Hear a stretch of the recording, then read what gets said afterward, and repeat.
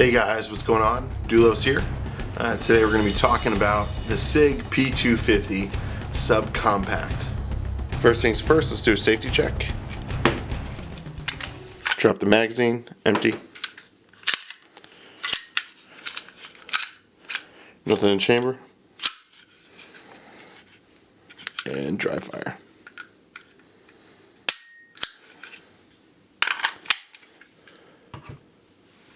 Okay, so just a quick overview of the mechanics of the gun. Are the slide, the barrel, rear sights, front sights, and here are the hammer. Slide stop, slide release, takedown lever, trigger, magazine release. It does have this nice notch so you can get a good insert and a good purchase if you had to pull it out, but this mag releases pretty nicely, as you can see. Good grip here, decent beaver tail on here, and with the slide being so far up and such a high bore axis, you're really not going to get any slide bite. There's plenty of room for the hammer to come back. Again, ambidextrous slide release here, and then even the mag release, you can swap this out to be left or right-handed, which is very nice. You see on the slide, decent serrations on the back, and then there is a loaded chamber indicator here. We've been out to shoot it once, and so far we like it. This video is an initial impression and an overview of the weapon. I bought this gun just a couple of months ago. Been out to shoot it once, and actually my wife and I bought it for her as a replacement for the Smith & Wesson Bodyguard 38 Special. Talk about that a little bit later. Alright, so initially when we're going out to replace Smith & Wesson Bodyguard 38, which is a decent little revolver, we are looking for perhaps a Glock 27, Smith & Wesson M&P Shield, or Springfield XDS in 40. So while we were cross-shopping all those guns, the Springfields, they were out for the recall, and then the Smith & Wesson, the Shield, was kind of hard to find in 40. There was a few 9s. While it was a nice gun, we actually came across this SIG, and at first, I was like, SIG Sauer, I know they're nice, but I never really heard anything about this gun. Didn't really know too much about it, but picked it up, held it. It's a really smooth action. Really smooth slide and really smooth trigger feel. I'm not a big fan of the double action, but we'll get into that a little bit later. But just felt like a solid gun. And we got it for a price that was good. My wife's tiny hands could fit around it and pull the trigger and operate the mechanics on it. And so we said, you know what, let's try this out. Let's give it a shot. So we ended up, and we bought it. I was a little disappointed. I know most SIGs come in a hard case. This one came in a cardboard box. Now, I've heard that some come with a hard case and some don't. I don't know what the story is on that. I don't know what the story is on this gun, but it's brand new. In the box came a manual, lock, have a million of those, and I believe it's a takedown tool. And that's it. Not too much. Came with one magazine, which is a metal magazine. It's actually a 40 caliber or 357 SIG. It's 10 rounds. I'm not sure that you can get more rounds for this one. In my state, you are limited to 10 rounds. I'll have to do some research a little bit later and annotate this, but one 10-round magazine, so I was a little disappointed. I thought it should at least come with 2, but the gun was a deal, and with the amount of money I saved, I could buy at least a couple more magazines and break even with the usual price on this gun or some of the others that we spoke about earlier. So the magazine is metal. It appears to be a plastic base plate, and plastic follower. Solid little mag though, it doesn't seem to weigh too much either. Comparison with the Glock 23 10-round mag. It's just a little bit heavier, but it's a little bit smaller, but it's not the end of the world. Mag seats nicely in the firearm. Releases nicely. I tell you, I do like the grip. I do like the texture on the grip. It's just into the plastic on the frame, but it does feel a lot like grip tape from a skateboard. There's some on the back here too. And then obviously on here and then on the front. There's no finger serrations, which are nice. So if you have large fingers like myself, or smaller fingers like my wife, you're not going to have any issue of overlap. The gun feels good in the hand. It does feel a little hefty. The slide is substantially heavy. I'll do a comparison to the Glock 23, which is a little bigger later, and it's substantially heavy. It has a higher bore axis, so it does feel like it's up there in your hand. But all that really does help with recoil on 40, which tends to be a snappy cartridge. But again, it's very smooth. All the controls are where you expect them to be. You got the mag release here, the thumb. You have the slide, stop, slide release here. And then you also have the takedown lever and disassembly lever right here. 3-dot sights, standard, just regular sights. They're pretty tight, but I do prefer the Glock style a little better. So again, gun is clear. Really long trigger pull. Very little take up before it starts like this. That's the take up. A little bit of slack. This is the slack on the trigger. Real long trigger pull. It's very smooth though. It's very smooth and consistent.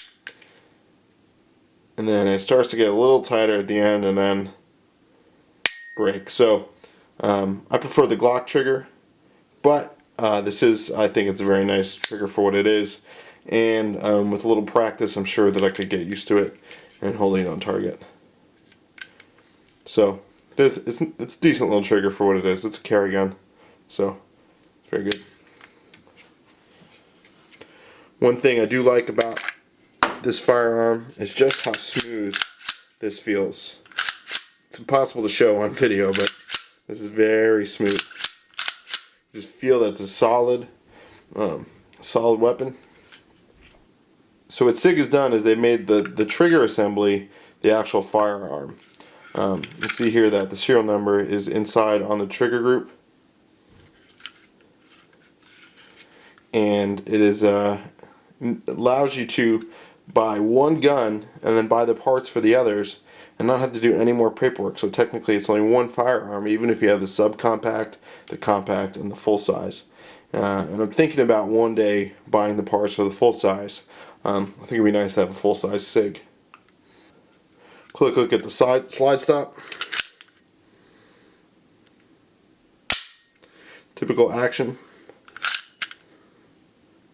But it's nice that it's also ambidextrous.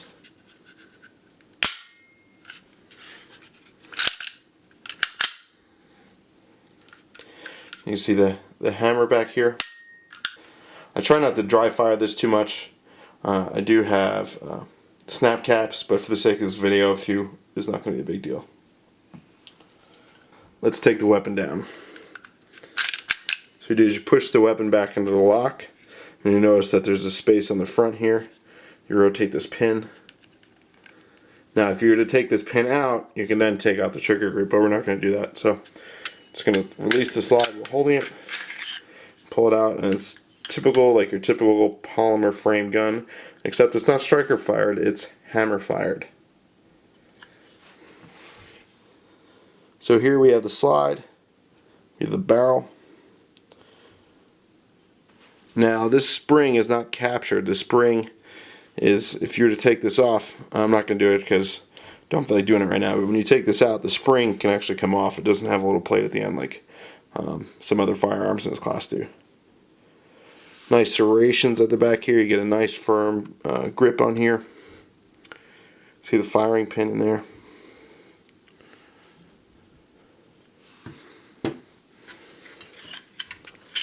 Internals of the frame. This whole part is a trigger group, and when you guys out there see, you have some nice metal here for the slide to ride on. I think that's what contributes to the slide being so smooth. Plus, I'm sure the tolerances and just the quality that SIG Sauer puts out. So again, see the hammer. There's no safety on this gun other than the fact that it's double action only with a long trigger pull. And this is the best safety anyway, after your brain. So for reassembly, just like most firearms, put the slide on, you put it to slide stop, push this, roll this forward, and you're in business. Now for a little comparison to the Glock 23. Now this isn't a Glock 27, so it's not the best comparison, but I think for the sake of argument, you know, this is my carry gun, and this Glock is my carry gun, and the SIG is my wife's carry gun, so I think for the sake of argument we can make a comparison here. Again, take down the Glock, you need to pull the trigger first. You don't need to do that with the SIG, which is, it's a nice feature in a way. But let's compare these slides. Now, just by feeling it, they feel almost the same weight, which is surprising. Zoom out here.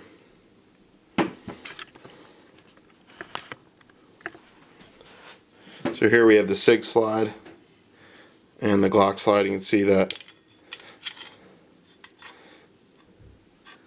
SIG is angled in the back there, so, but the Glock does have a decent amount on the front.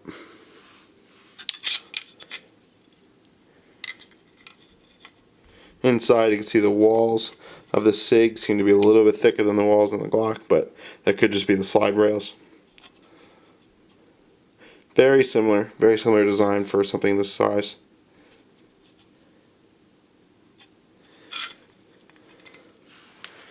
Now, one thing I don't like about the SIG is how the barrel does not look clean on here, and I've looked on their website and it looks the same way, so it's nothing wrong with this gun, but the way the barrel sits in here, I'll show you later on the frame. The frame moves over the barrel, and the barrel kind of angles, so you get it doesn't sit right here, like it flops back and forth, and I don't like that. On the Glock you have a nice clean look. Just seems like maybe there was something different they could have done. I don't know. I'm not an engineer, so I'm sure they have plenty of experience to what they're doing, but the SIG does have a little bit more of a purchase on the slide than the Glock does.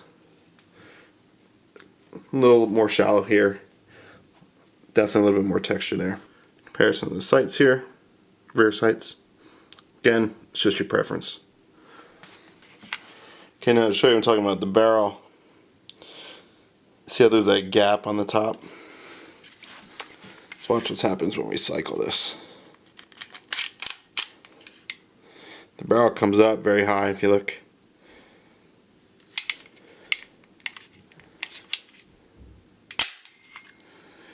It's just lots and lots of gap up there. And yet you're still able to get a nice little scuff there just from cycling the weapon. So that's my only real gripe about the gun. Again, the trigger is not my favorite, but it is smooth, just very little slack there at the end. The reset is pretty much all the way out because it's double action only. So double action only, the one trigger pull cocks the hammer and releases the hammer, and you must do it all over again. The hammer does not have a cocked position. Racking the slide does not lock the hammer back.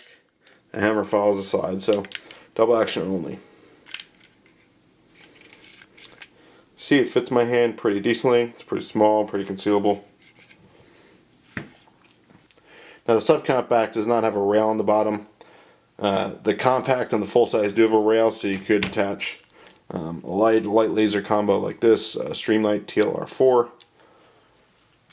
But you really don't need a light on this size gun.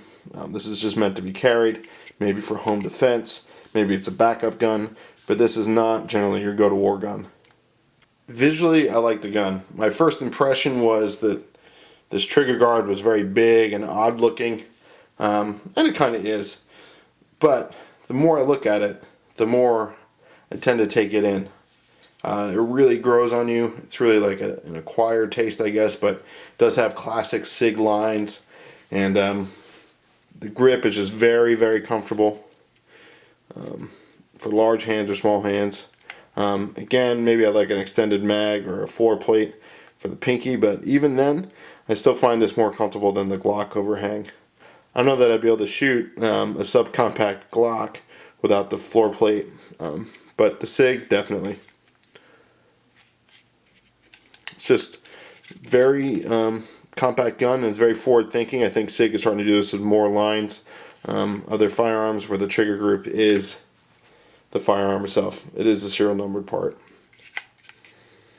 But just has a good grip, a firm grip, and when you have it, you know you got a SIG. Not that names matter, but so far this has been a quality firearm, and I look to get some more time behind it and see how it fares through the years. The sights are just basic 3-dot day sights. They work fine. You can grab the front post pretty quickly. They do seem to be user serviceable, user replaceable. I haven't really looked into that, but they're not, built into the slide, and there's takedowns for them. Now, finding a good holster for this gun has been a little interesting. Crossbreed and a few other guys make them.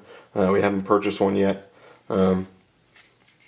Generally, holsters are for the full size or the compact, and not the subcompact for this guy. And now for the reason why we went for this firearm. So my wife, we first got her Smith & Wesson Bodyguard 38 Special. It's a polymer frame, has a laser. 38 Special plus P, 5 rounds. It's a nice little gun. I'm not really a revolver guy myself. Do admit it's a little hard to keep on target with this grip and a long trigger squeeze, but I'm sure with a little time behind it that could be done away with. Originally we went for the revolver, as it was my wife's first carry gun. Although she was interested in firearms, we weren't sure how capable she was going to be under stress.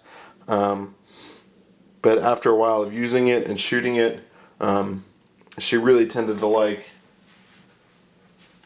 my Glock. However, this being too big for her, the grip seemed to be too big for her to hang on to initially. And also this grip, this trigger pull tended to be a little hard for her actually to pull reliably over and over. And she has tiny hands, and this was actually causing her hand to bleed, just from her little hand was taking all the pressure right there. And this laser is hard for her to actuate with her fingers. So if that's going to be hard to do in a non-stress situation, in a stress situation it's going to be even harder. So we ended up getting the SIG for her. She had tried the smaller Glock at 27, and it just didn't, the grip is kind of wide, so it's hard for her to get her hand around it. Again, we probably could have waited for the Smith & Wesson or the Springfield. However, I think the quality of the SIG was good, and I thought it was a deal that we couldn't pass up. So maybe we'll try one of those out in the future, but my wife really likes this gun so far. She also does want a Glock too, but we're not fanboys, we just enjoy them. So as you can see in size, pretty comparable in size. 40 has a little bit more stopping power, not that you want to get shot by anything.